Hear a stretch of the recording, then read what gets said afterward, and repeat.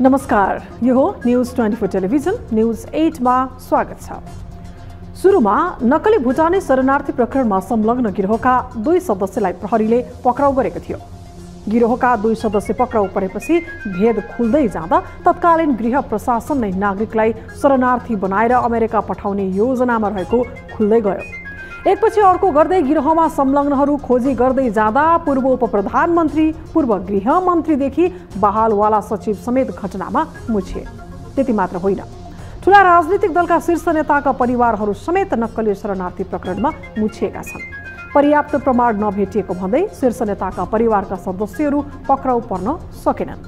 यद्यपि पूर्व उपप्रधानमन्त्री एवं एमाले नेता टोप बहादुर रायमाझी, पूर्व गृहमन्त्री एवं नेपाली कांग्रेसका नेता बालकृष्ण खाँड, तत्कालीन गृह सचिव टेकनारायण पाण्डे, पूर्व गृहमन्त्री एवं एमाले उपाध्यक्ष रामबहादुर थापाका तत्कालीन सुरक्षा सल्लाहकार इन्द्रजित राई, संविधान सभा सदस्य एवं कांग्रेस नेता आङटाबा शेर्पा लगायत 18 जनालाई प्रहरीले पक्राउ गर्यो भने पूर्व गृहमन्त्री थापाका छोरा सहित अरु 12 जना अहिलेसम्म पनि फरार छन्। घटनापछि प्रमुख 3 दलका शीर्ष नेताहरूको भेटघाट पनि निकै बाक्लिएको थियो। नेताहरूले घटनालाई सामसुम पार्न सक्ने भन्दै सडकदेखि सदनसम्म दबाब दिने काम भइ नै रह्यो।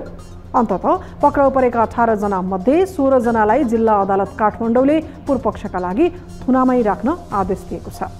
पूर्व महान्यायाधिवक्तादेखि 2 दर्जन बढी कानुन व्यवसायीहरू हाई प्रोफाइल नेताहरूको बचाउमा लागि परेका थिए, जसको संसदमा बारम्बार कटाक्ष भइरहेको थियो। भिआइपीहरू छुट्न सक्ने शंकाका बीच स्वतस्फूर्त रूपमा नागरिकहरू सडकमा निस्कने तयारी भइरहँदा अदालतले दिएको आदेशले एकपटक फेरि न्यायालयप्रति आशा जगाएको छ। अब न्यूज 8 का हेडलाइन्स। नक्कली भुटानी शरणार्थी प्रकरणमा पूर्व उपप्रधानमन्त्री सहित 16 जनालाई पूर्वपक्षका लागि थुनामा राख्न आदेश। 2 जना थरोटीमा रिहा, टोप बहादुरको सांसद पद निलम्बन। लामो समयको रिक्ततापछि सर्वोच्च अदालतले पायो प्रधान न्यायाधीश। 30औं प्रधान न्यायाधीश बनेका हरिकृष्ण कार्के विरुद्धको उजुरीमाथि संसदीय सुनवाई, कर्मकाण्डी मात्रै। निवृत्ति भएर पश्चात पनि म केही न्यायपालिकाको सुदृढीकरणको लागि। भ्रष्टाचार बजेटको विषयले सत्ता गठबन्धनभित्र खटपट। सत्ता सङ्कटमा पर्ने देखिएपछि गठबन्धनभित्रै समाजवादी मोर्चाको नयाँ कार्ड। दबावकारी भूमिका समेत खेल्न सक्ने गरी यो मोर्चाको गठन गर्न लागि 7वटै प्रदेशले ल्याए आगामी आर्थिक वर्षको बजेटको आकार चालू आर्थिक वर्षको भन्दा कम। कृषि र रोजगारी प्रमुख प्राथमिकतामा। बजेट वक्तव्यमा उल्लेख भएको 6% आर्थिक वृद्धि दर हासिल गर्न सघाउ पुर्याउने विश्वास गरेको छु।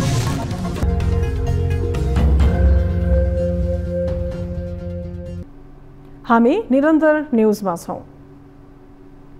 नक्कली भुटानी शरणार्थी प्रकरणमा जिल्ला अदालत काठमाडौँले हाई प्रोफाइलका नेताहरूसहित 16 जनालाई पूर्वपक्षका लागि कारागार पठाउन आदेश दिएको छ। 2 साता लामो थुनचेक बहसपछि न्यायाधीश प्रेम प्रसाद न्यौपानेको इजलासले 2 जनालाई धरौटीमा रिहा गरी हाई प्रोफाइल सहित 16 जनालाई थुनामा राख्न आदेश दिएको हो।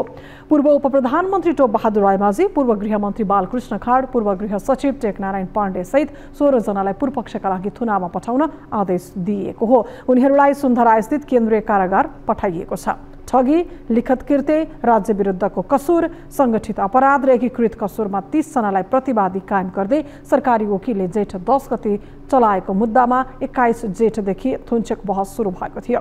थुनचेक बहसपछि अदालतले शुक्रबार टङ्क कुमार गुरुङलाई 10 लाख र लक्ष्मी महर्जनलाई 5 लाख धरोटीमा छाड्न आदेश दिएको छ। पूर्व उपप्रधानमन्त्री रायमाझी, पूर्व गृहमन्त्री खाँड, पूर्व सांसद आङटाबा शेर्पा, सचिव टेकनारायण पाण्डे, हज कमिटीका अध्यक्ष शमशेर मिया, तत्कालीन गृहमन्त्री रामबहादुर थापा बादलका सल्लाहकार इन्द्रजित राई सहित 18 जनालाई प्रहरीले पक्राउ गरेर अभियोजन गरेको थियो। यसैबीच पूर्वपक्षका लागि कारागार चलान गरिए लगतै एमाले सांसद टोप बहादुर रायमाझीको प्रतिनिधि सभा सदस्य पद निलम्बित भएको छ। प्रतिनिधि सभा नियमावलीको नियम 248 को 3 को व्यवस्था अनुसार रायमाझी निलम्बित भएका हुन्। लामो समयको रिक्ततापछि सर्वोच्च अदालतले प्रधान न्यायाधीश पाएको छ। गत वैशाख 25 गते संवैधानिक परिषदबाट सिफारिस गरिएका हरिकृष्ण कार्की सर्वोच्चको 30औं प्रधान न्यायाधीश बनेका छन्। कार्की विरुद्ध परेका बहालवाला जिल्ला न्यायाधीश सहित 29 वटा उजुरी परेका थिए। उजुरीमाथि संसदीय सुनवाई समितिले कर्मकाण्डी छलफल गरी इतिहासकै छोटो समयका लागि कार्कीलाई प्रधान न्यायाधीशमा अनुमोदन गरेको हो। समितिको अनुमोदनपछि शुक्रबार नै कार्कीले प्रधान न्यायाधीशको शपथ लिएका छन्। एक रिपोर्ट। सर्वोच्च अदालतमा 2078 फागुन 1 गते संसदमा महाभियोग दर्ता भएपछि चोलेन्द्र शमशेर जबरा प्रधान न्यायाधीशबाट निलम्बनमा परेका थिए। जबरा निलम्बनमा परे लगत्तै दीपक कार्कीले कायम मुकायमको प्रधान न्यायाधीश बनेका थिए। कार्कीले असोज 15 मै अवकाश लिए भने निलम्बित प्रधान न्यायाधीश जबराले पनि 27 मङ्सिरमा अवकाश पाएका थिए। दीपक कार्कीपछि कायम मुकायमको जिम्मेवारी वहन गरिरहेका हरिकृष्ण कार्कीलाई नै प्रधान न्यायाधीशका लागि संवैधानिक परिषदले वैशाख 25 गते प्रधान न्यायाधीशका लागि सिफारिस गरेको थियो। संवैधानिक परिषदको सिफारिसपछि 10 दिनको समय दिएर संसदीय सुनवाई समितिले कार्की विरुद्ध उजुरीका लागि आह्वान गरेको थियो। कार्की विरुद्ध बहालवाला न्यायाधीश सहित विभिन्न व्यक्तिहरूले उजुरी दिए। न्यायालय प्रवेशदेखि कार्य सम्पादनसम्ममा अक्षम रहेको भन्दै कार्की विरुद्ध 29 वटा उजुरी परे पनि संसदीय समितिले भने कार्कीलाई नै अनुमोदन गर्यो। प्रधान न्यायाधीशमा प्रस्तावित श्री हरिकृष्ण कार्कीको नाम संघीय संसदको संयुक्त बैठक र संयुक्त समिति नियमावली 2080 को नियम 26 को उपनियम 5 बमोजिम सर्वसम्मतिले अनुमोदन भएको जानकारी गराउँछु। संसदीय समितिबाट अनुमोदन भएका कार्कीले शुक्रबार नै राष्ट्रपतिबाट शपथ पनि लिइसकेका छन्। तर प्रधान न्यायाधीश नियुक्त भएका कार्की भने 65 वर्षे उमेर हदका कारण साउन 19 गते अनिवार्य अवकाशमा जाँदैछन्। अवकाश हुनुभन्दा 1 महिना अघि नै विदामा बस्ने प्रचलन भएको हुँदा पनि कार्कीले 20 दिन प्रधान न्यायाधीशको हैसियतमा सेवा गर्नेछन्। यति छोटो अवधिका लागि मात्रै राज्यको व्ययभार थप्ने गरी नियुक्त गरिएका कार्कीले भने निकै धेरै काम गर्ने बताएका छन्। न्यायालयमा न्यायको किनबेच कुनै पनि हालतमा सही हुँदै आउने मान्छे हो।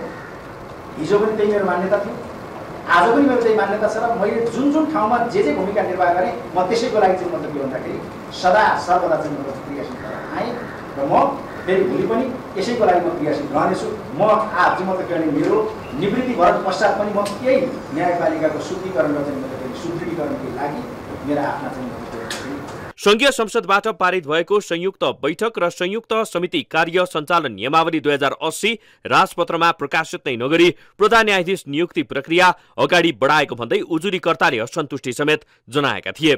तर संसदीय समितिमा रहेका विपक्षी दलका सांसदहरूले समेत उल्टै उजुरीकर्तामाथि नै अनुसन्धान गर्नुपर्ने खालका जेरा पेश गरेका थिए। छोटो समयका लागि भए पनि कार्कीको नियुक्तिले सर्वोच्चको लामो समयको रिक्तता पूर्ति भएको छ। तर आगामी दिनमा कसैको नाम लेखाउनकै लागि मात्रै राज्य व्ययभार थपिने गरी यस्ता निर्णय गर्न भने जिम्मेवार निकायले सोच्नै पर्नेछ। न्यूज 24 टेलिभिजनका लागि राजनीतिक ब्युरो।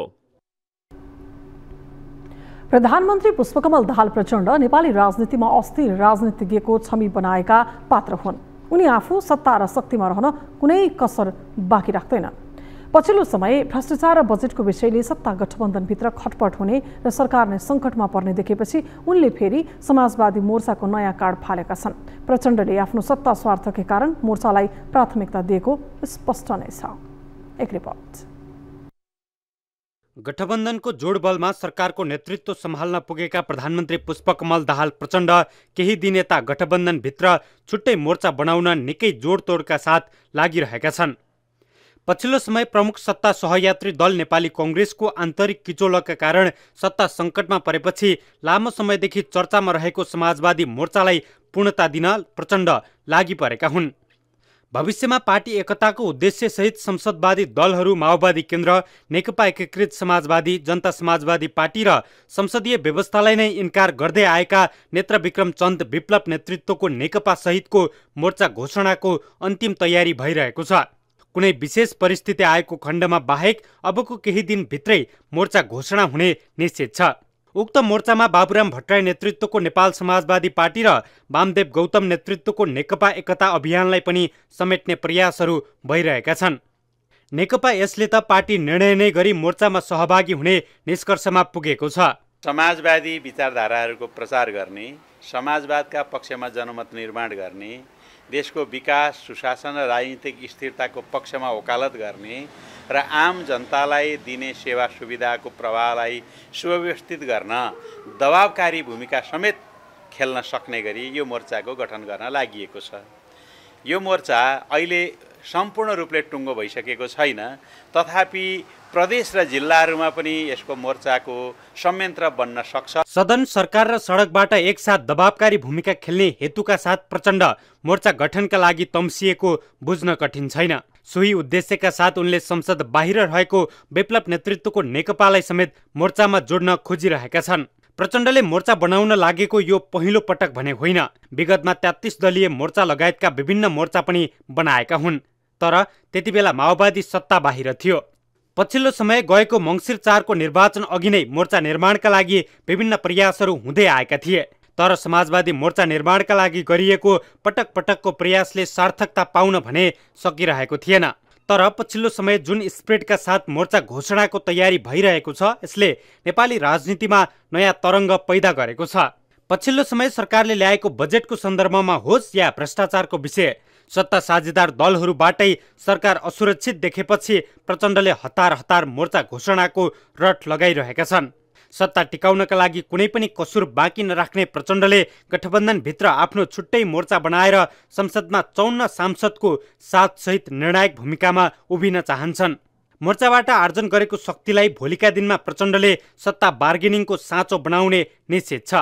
न्युज 24 टेलिभिजनका लागि टिभी जर्नलिस्ट शीतल रिजाल, काठमाडौँ। आगामी आर्थिक वर्ष 2080-81 का लागि प्रदेश सरकारहरूले बजेट ल्याएका छन्। 6वटा प्रदेश सरकारले शुक्रबार एकै दिन बजेट ल्याएका हुन्। केन्द्र सरकारले ल्याएको बजेटमा टेकेर नै प्रदेश सरकारहरूले पनि बजेट ल्याएका छन्। प्रदेशहरूको बजेटमा चालू वर्षको तुलनामा 8 अर्बसम्म बजेट कटौती गरिएको छ भने बजेटमा कृषि र रोजगारी प्राथमिकतामा परेका छन्। एक रिपोर्ट।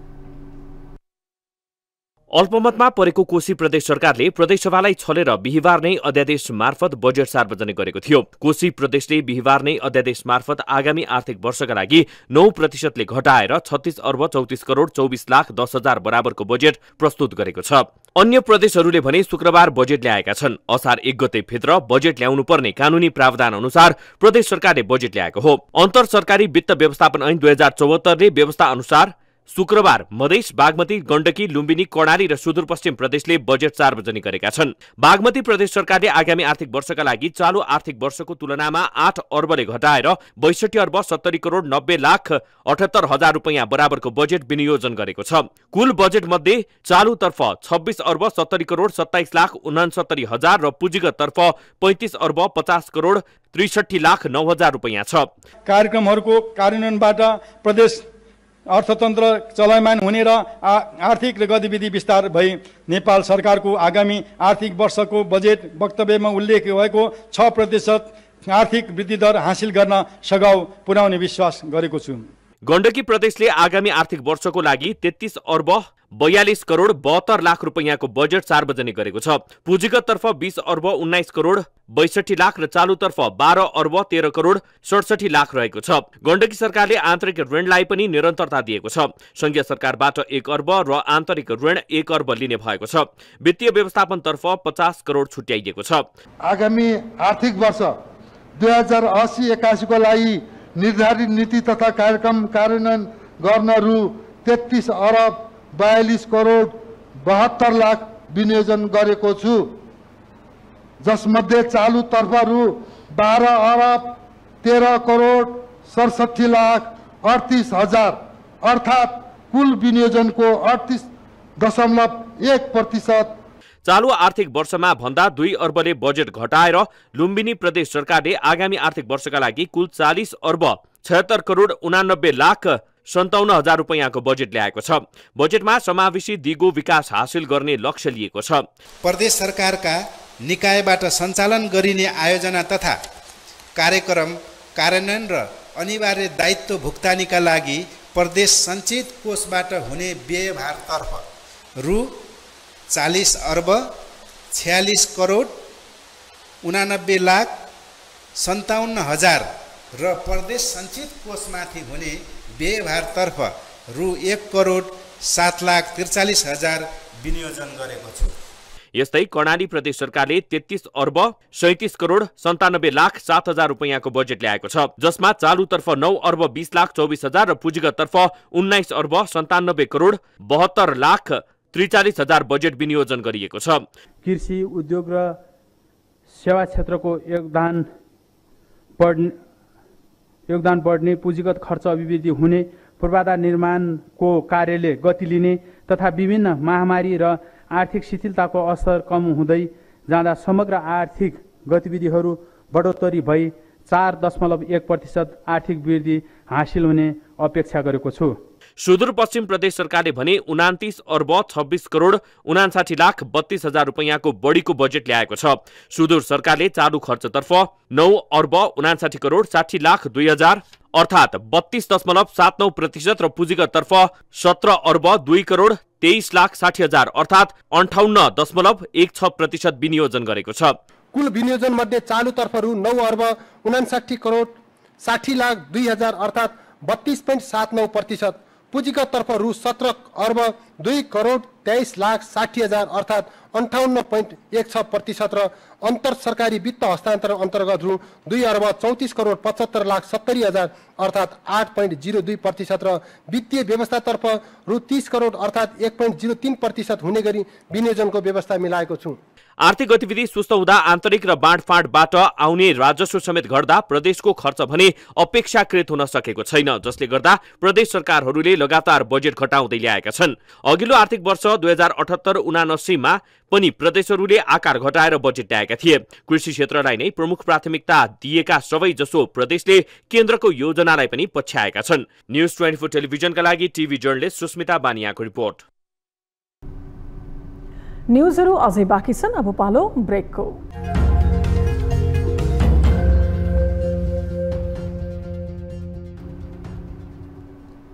हामी निरन्तर न्यूजमा छौं।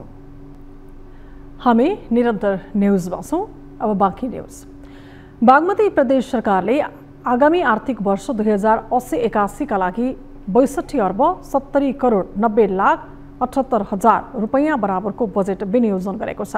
प्रदेश सरकारले चालु आर्थिक वर्षको तुलनामा करिब 8 अर्ब घटाएर आगामी आर्थिक वर्षको नीति तथा योजनाको कार्यान्वयन गर्ने गरी बजेट सार्वजनिक गरेको हो।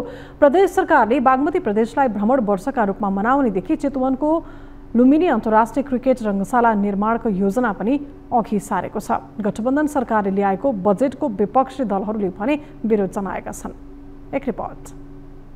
बागमती प्रदेश सरकारले ल्याएको बजेट चित्त बुझ्दो नभएको विपक्षी दलहरूले प्रतिक्रिया दिएका छन्। बागमती प्रदेशको प्रमुख प्रतिपक्षी दल नेकपा एमाले संसदीय दलका नेता जगन्नाथ थपलियाले बागमती प्रदेश सरकारले ल्याएको बजेट अहिलेसम्मकै सबैभन्दा कमजोर रहेको टिप्पणी गरेका छन्। 80-81 को बजेट छ, यसले कुनै ठोस चेन्ज ल्याउने जस्तो मलाई लाग्दैन र यो कमजोर अहिलेसम्मको 7 वर्षमा सबैभन्दा कमजोर बजेट यसै पटक जनतालाई उत्साहित गर्ने, अब यो रोजगार सिर्जना गर्ने कुनै कुरा छैन। विदेशमा पलायन हुन गएको जनशक्तिको बारेमा एक शब्द बोलेको छैन। एमाले सहित अन्य विपक्षी दलहरूले पनि बजेटको आलोचना गरेका छन्। राष्ट्रिय प्रजातन्त्र पार्टी राप्रपाका सांसदहरूले चित्त बुझ्दो बजेट नल्याएको बताएका छन् भने नेमकिपाका सांसदले सरकारले एकलौटी ढंगले बजेट ल्याएको भन्दै आलोचना गरेका छन्।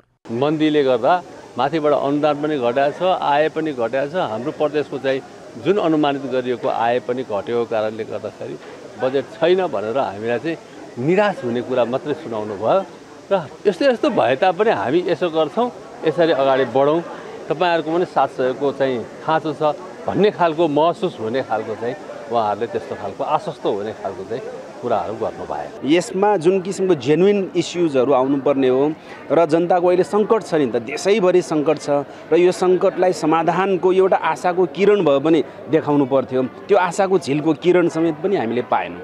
त्यो हो, निराशाजनक छ यो बजेट। सत्तारूढ दलहरूले भने बजेट सकारात्मक आएको भन्दै बजेटको बचाउ गरेका छन्। प्रदेशका आर्थिक मामिला तथा योजना मन्त्री बहादुर सिंह लामाले प्रदेशको आवश्यकताको क्षेत्र हेरेर बजेट ल्याएको उल्लेख गरेका छन् भने आफ्नो सरकारले ल्याएको बजेट सन्तुलित रहेको भन्दै प्रदेशका मुख्यमन्त्री पनि ढुक्क देखिएका छन्। रणनीतिक रूपमा आफ्ना नीति कार्यक्रमहरूलाई प्रदेशवासी र प्रदेशको जनताको आवश्यकतामा शिफ्ट गर्ने निर्णय गरेको छ। यहाँहरूले देख्नुभयो भने केही भौतिक पूर्वाधारको क्षेत्रमा त्यस्ता कार्यक्रमहरू देख्नुहुन्छ, सामाजिक विकासको क्षेत्रमा त्यस्ता कार्यक्रमहरू देख्नुहुन्छ उत्पादन र रोजगारी सिर्जनामा पनि हिजोको भन्दा केही नयाँ रणनीतिहरू र कार्यक्रमहरू र बजेट विनियोजन भएको छ। त्यसैले यो बजेट राम्रो छ, सन्तुलित छ, सबै क्षेत्रलाई यसले समेटेको छ। बजेट भनेको चाहिँ एउटा कसै अरूले चाहिँ छानिने होइन, कसै खल्तीबाट छानिने बजेट प्रवृत्ति अगाडि बढेकोले यो बजेट कुनै पार्टीले कुनै उसले बनाउने हो, पार्टीले पनि एउटा दिने हो, सुझाव दिने, सल्लाह दिने हो। सबैले सल्लाह दिएर सरकारले त्यसलाई पिटिएमबी भनेर मात्र प्राथमिकता कुनलाई दिने हो त्यसरी बनाउने हो। बजेट तपाईँको खल्तीबाट दिने, अर्को खल्तीबाट प्रविधि त्यो त राम्रो भएन। त्यसले गर्दाखेरि यो बजेट पनि सङ्कुचन आएको छ। बागमती प्रदेशलाई भ्रमण वर्षका रूपमा मनाउनेदेखि चितवनमा अलपत्र परेको लुम्बिनी अन्तर्राष्ट्रिय क्रिकेट मैदानको विषय पनि बजेटमा समेटिएको छ। बागमती प्रदेश सरकारले चालु आर्थिक वर्षमा 70 अर्ब 93 करोड 92 लाख रुपियाँ बजेट विनियोजन गरेको थियो भने आगामी आर्थिक वर्षका लागि भने 8 अर्ब रुपियाँ घटाएर बजेट ल्याएको छ। न्युज 24 टेलिभिजनका लागि मकवानपुरबाट टिभी जर्नलिस्ट सुनिता विष्टको रिपोर्ट। सुर्खेतको चिंगाड गाउँपालिका 5 मा क्रमगत योजना अन्तर्गत आर्थिक वर्ष 2076-77 देखि निर्माण सुरु भएको डोप्का सिस्नु पोले आरु खर्क खानेपानी आयोजनामा बजेट नआउँदा बीचमै अलपत्र परेको छ। प्रदेश सरकारहरूले बजेट नदिँदा खानेपानी आयोजना अलपत्र परेको हो। 2 घण्टा टाढाबाट पानी बोकेर गुजारा चलाउँदै आएका स्थानीयवासी योजना अलपत्र परेपछि निराश बनेका छन्। एक रिपोर्ट।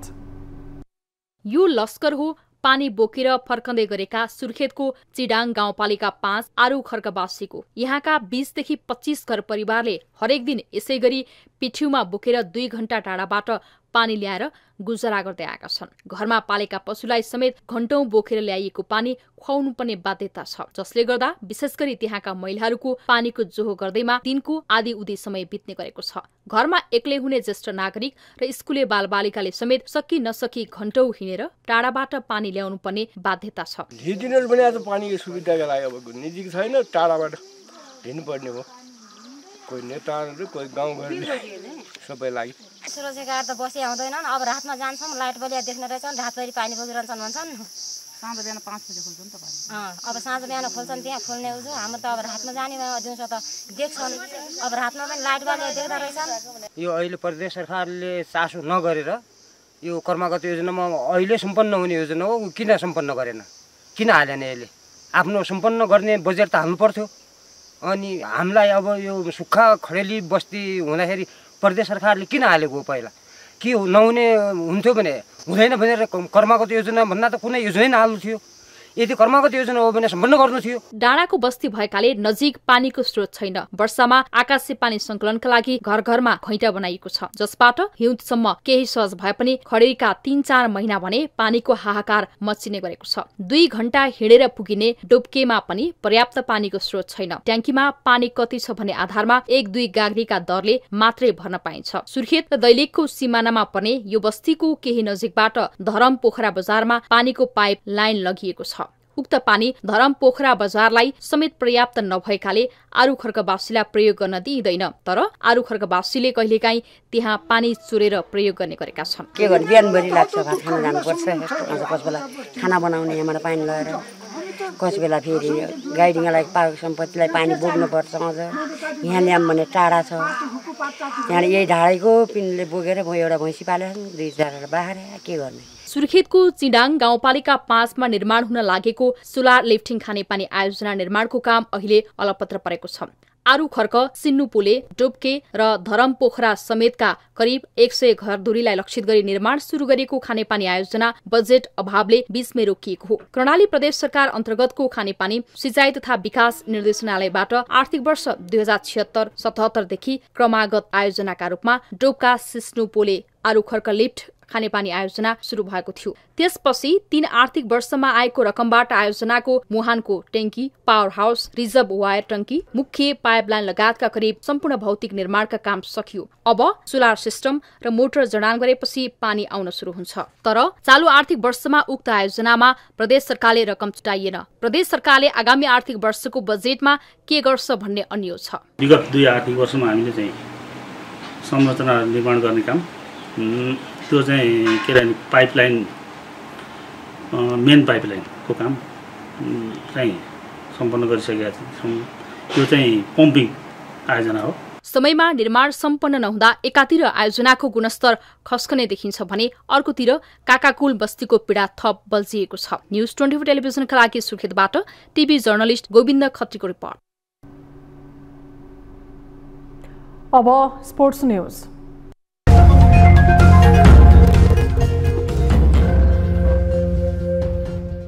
रित एकाडेमीको आयोजनामा हुने दोस्रो रित एसईई कप 3-on-3 बास्केटबल प्रतियोगितामा 120 टोलीको सहभागिता रहने भएको छ। बोयजतर्फ 96 र गर्ल्सतर्फ 24 टोलीले भाग लिने निश्चित भइसकेको जानकारी रितका प्रिन्सिपल आनन्द कुमार यादवले बताएका छन्। प्रतियोगितामा शीर्ष 3 स्थान हासिल गर्ने टोलीले नगद पुरस्कार सहित रितमा कक्षा 11 मा अध्ययन गर्न छात्रवृत्ति पाउनेछन्। 2 दिने नकआउट प्रतियोगिताका खेलहरू वसुन्धरा स्थित आयोजक रितको आफ्नै कोर्टमा खेलाइनेछ। अब वेदर अपडेट।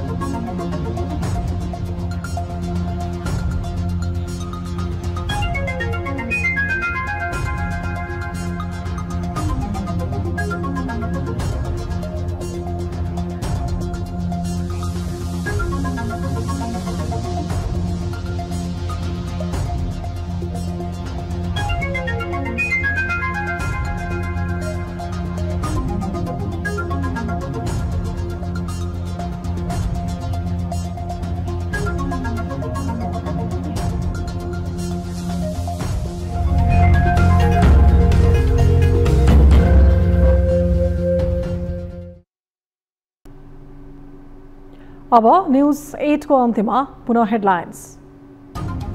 नक्कली भुटानी शरणार्थी प्रकरणमा पूर्व उपप्रधानमन्त्री सहित 16 जनालाई पूर्वपक्षका लागि थुनामा राख्न आदेश। 2 जना भरौटीमा रिहा, तो बहादुरको सांसद पद निलम्बन।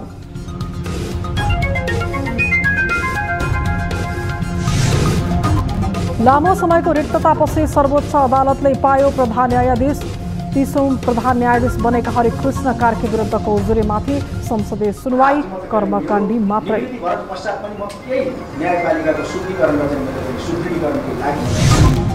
भ्रष्टाचार र बजेटको विषयले सत्ता गठबन्धनभित्र खटपट। सत्ता सङ्कटमा पर्ने देखिएपछि गठबन्धनभित्रै समाजवादी मोर्चाको नयाँ कार्ड। दबावकारी भूमिका समेत खेल्न सक्ने गरी यो मोर्चाको गठन गर्न लागि 7वटै प्रदेशले ल्याए आगामी आर्थिक वर्षको बजेटको आकार चालू आर्थिक वर्षको भन्दा कम। कृषि र रोजगारी प्रमुख प्राथमिकतामा। बजेट वक्तव्यमा उल्लेख भएको 6% आर्थिक वृद्धि दर हासिल गर्न सघाउ पुर्याउने विश्वास गरेको छु। र अरब सागरबाट आएको विपर्जय समुद्री आँधीका कारण भारतमा उच्च प्रभाव। 2 जनाको मृत्यु, अन्य 22 जना घाइते। आँधीका कारण तीव्र हावासहित ठूलो वर्षा जारी।